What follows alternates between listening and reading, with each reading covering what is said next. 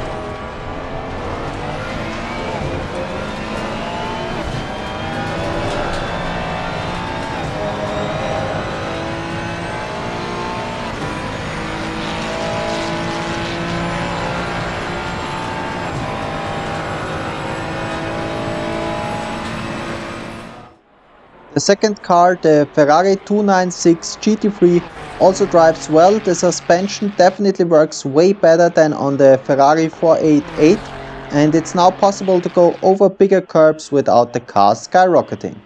I think the 296 is a bit more difficult to drive than the Huracan because it slides around more easy, but on the other hand it seems to have a bit more downforce than the Lambo and it feels much lighter and faster in the slow corners. The chicane, for example, is way easier with the Ferrari.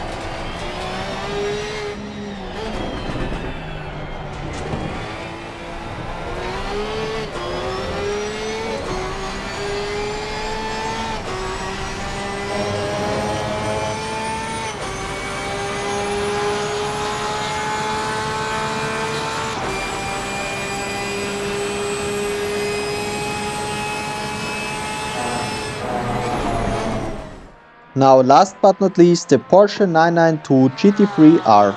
I have to say I really like the new Porsche, but I think what everybody wants to know first is, does it finally have a decent top speed? The clear answer is yes. As you can see now, it was only 1 km per hour slower than the Ferrari and 3 faster than the Lambo. It is also a bit easier to drive than the old one with the aggressive preset, but it still behaves like you would expect it from a Porsche. It rotates really nicely on corner entry. For example, in turn 3 you don't need to touch the brakes, just lifting off is enough, and it has much grip on corner exit. In the harder braking zones, it's still quite stable for a rear-engined car. You really have to be aggressive to lose the rear, and if it still rotates too much for you, you can simply make it better by putting the brake bias a bit to the front, as it's quite far at the rear for a rear-engined car by default. I also think the car has more downforce than the old Porsche and therefore it's better in the fast corners.